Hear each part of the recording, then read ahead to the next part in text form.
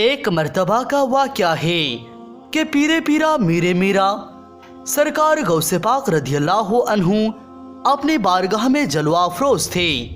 इतने में आपका एक मुरीद आपके दरबार में हाजिर हुआ और आकर अर्ज करने लगा, सरकार मैं बर्बाद हो गया हूँ, मैं तबाह हो गया हूँ। सरकार गौसे पाक रदियल्लाहु अन्हु ने फरमाया कि बताओ बात क्या है, तुम्हारे ऊपर कौन सा मुसीबतों का पहाड़ टूट पड़ा है।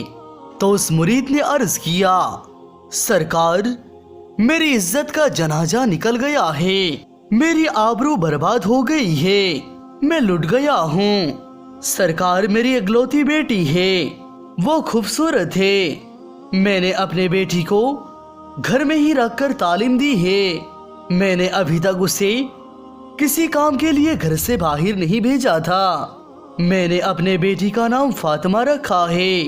सरकार मेरी बेटी मेरी इजाजत के बगैर कभी घर से बाहर भी नहीं जाती, लेकिन आज जब मेरी बेटी छत पर गई तो छत से वापस नहीं आई। मेरी छत पर दीवारें भी इतनी ऊंची है कि वो दीवार फलांग कर भी नहीं जा सकती, लेकिन फिर भी मैंने अपने दिल को तसल्ली देने के लिए अपने आस पड़ोस में पता करवा लिया और रिश्तेदारों में भी पता करवा लिया है, लेकिन कहीं भी मेरी बेटी का नामो निशान नहीं मिला है। सरकार मुझे मेरी बेटी चाहिए और जिंदा सही सलामत चाहिए। सरकार गौसे पाक रदियल्लाहु अन्हु ने फरमाया, ठहरो।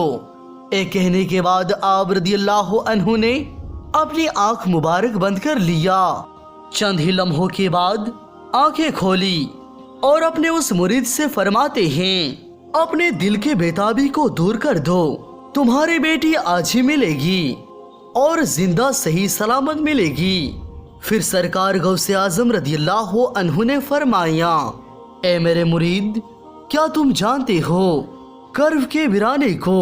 तो उस मुरीद ने अर्ज किया, वो तो बड़ा भयानक जंगल है, बड़ा दहशतनाक जंगल है, दिन में भी वहां जाते हुए डर लगता है।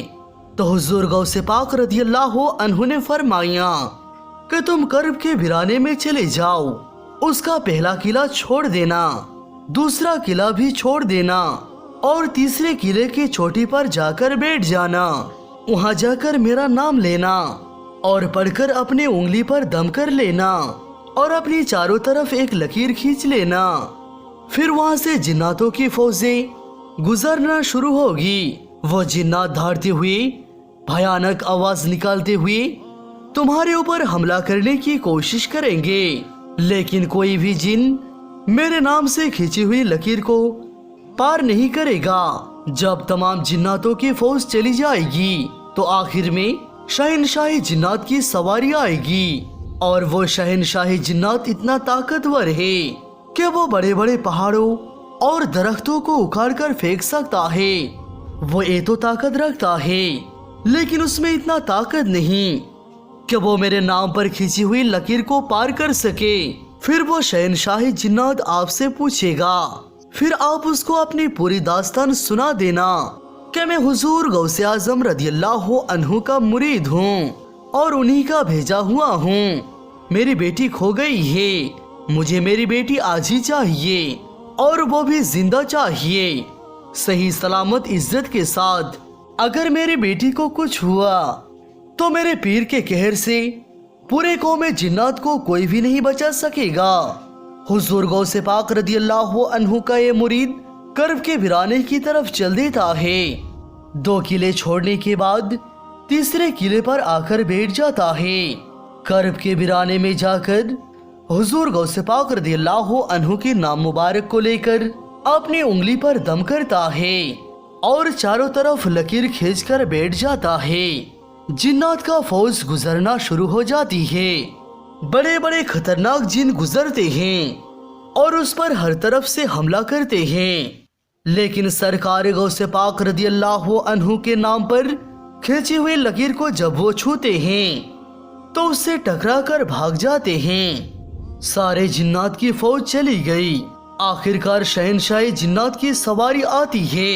वो अपनी पूरे शानो शौकत के साथ आ रहा था। जब उसने अपने रास्ते में एक इंसान को बैठा हुआ देखा तो शेर की तरह धाड़ता हुआ और हाथी की तरह चिंगारता हुआ अपने पूरे कुव्वत के साथ उस मुरीद पर हमला करने के लिए लपका।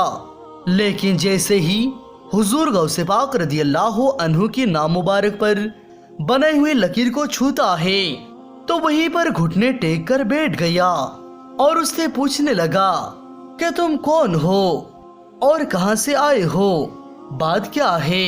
हुजूर गौसे पाक रदियल्लाहु अन्हु के मुरीद ने अपना पूरा मुकद्दमा पेश किया। क्या है जिन्नात के बादशाह, मैं हुजूर गौसे आजम रदियल्लाहु अन्हु का मुरीद हूँ।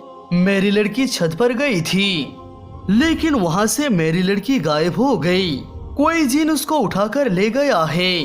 मुझे मेरी लड़की आज ही चाहिए और जिंदा चाहिए और इज्जत के साथ चाहिए। जब शहनशाह जिन्नात हुजूर गौसे पाक रदियल्लाहु अन्हु का नाम मुबारक सुना तो अपनी फौज को वापस बुलाया और वापस बुलाने के बाद कहा, ए हुजूर गौसे आजम रदियल्लाहु अन्हु का मुरीद है, उसकी बेटी गायब हो गई है, कोई जिन उसको उठाकर ले गया है। तुम पूरी दुनिया के कोने कोने पर फैल जाओ, समंदर की गहराइयों में उतर जाओ, कुओं की गहराइयों में उतर जाओ, पहाड़ों में वीरानों में तलाश करो, जंगलों में जाकर तलाश करो, आबादी में तलाश करो, जैसे भी हो उस लड़की को ले आओ।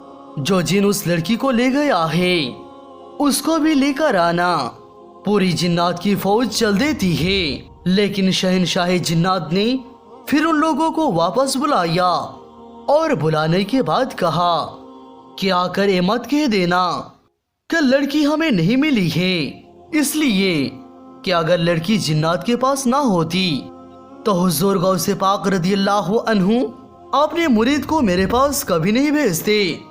सारी की सारी जिन्नात की फौज समंदरों की तह में, खंडरों में, आबादी में, वीरानों में, जंगलों में, पहाड़ों में लड़की को तलाश करना शुरू कर देते हैं। बहुत ही मुश्किल के बाद जो जिन उस लड़की को ले गया था उसको और उस लड़की को शहनशाह जिन्नात के सामने पेश किया गया।